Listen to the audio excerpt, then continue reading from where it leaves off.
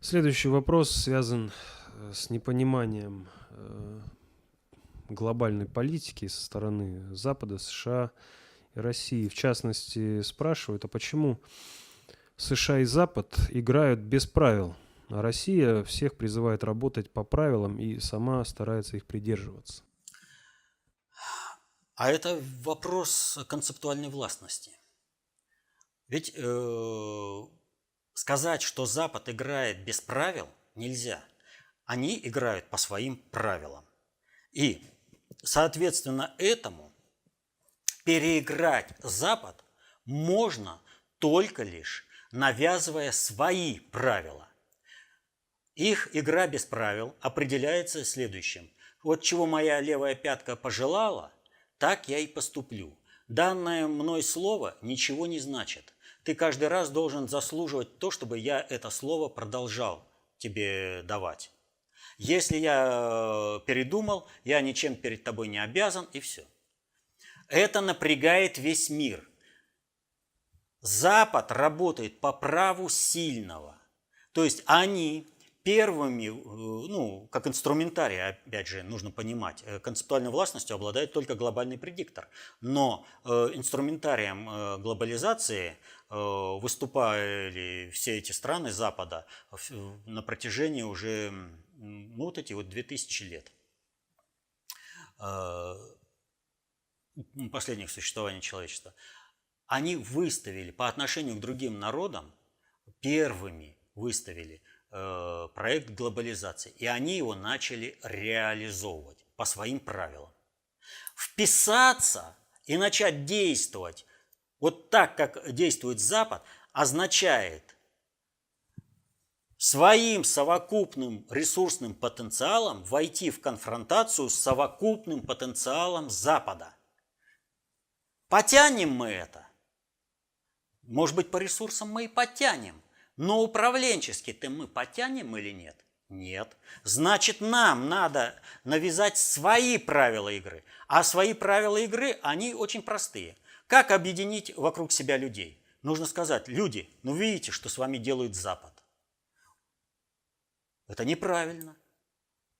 Когда захотели, тогда правила игры изменили. А давайте-ка вы будете защищать свои интересы, своего народа, своего государства.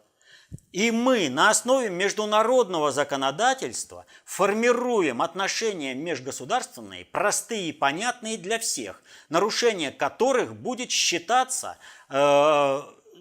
таким нарушением, по отношению к которому весь мир будет к нарушителю, мягко говоря, некомплементарен.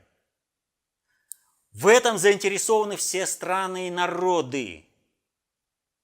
И в результате этого у России появляются союзники для проведения своей глобальной политики. Люди входят в отношения с Россией и выстраивают альтернативное управление.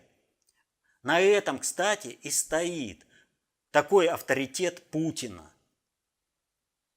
Когда вот у нас успехи во внешней политике, они на этом стоят. Мы предлагаем простые правила, одинаково выгодные для всех, жизнеустройства. И это в результате дает России совокупный потенциал всех, совокупный ресурсный потенциал всех, кто не приемлет давление Запада на свои страны и свои культуры. Они все сразу начинают быть элементами большого русского мира.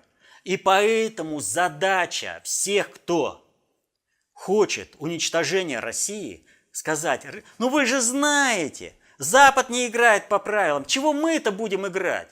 А это означает только одно. Мы сразу играем по правилам Запада, и наш ресурсный потенциал несоизмерим с ними. Мы сразу лишаемся всех союзников и возможности проведения своей внутренней, внешней и глобальной политики. Не будем проводить глобальную политику, не будет у нас ни внутренней, ни внешней. Вспомните, Советский Союз ушел из глобальной политики. Чем закончился Советский Союз? Полной оккупацией и раздроблением. Поэтому это альтернативное проведение глобализации. Мы четкие, нормальные правила, объективно выгодные для всех стран и народов. Запад по праву сильного. Что, чего хочу, того и ворочу. Но это неприемлемо всеми странами и народами. То есть Россия, продолжая придерживаться международных правил, как нам говорят, их нет. Так вы давайте выстроим. Вот давайте и выстроим. Мы выстраиваем. Мы определяем это международное законодательство. Ну так давайте определять, раз его нет. То есть свобода маневра. Но ведь как хотят, чтобы России не было. Поэтому говорят, нет, мы не будем придерживаться международного законодательства, а мы будем как Запад. Ну тогда и России не будет.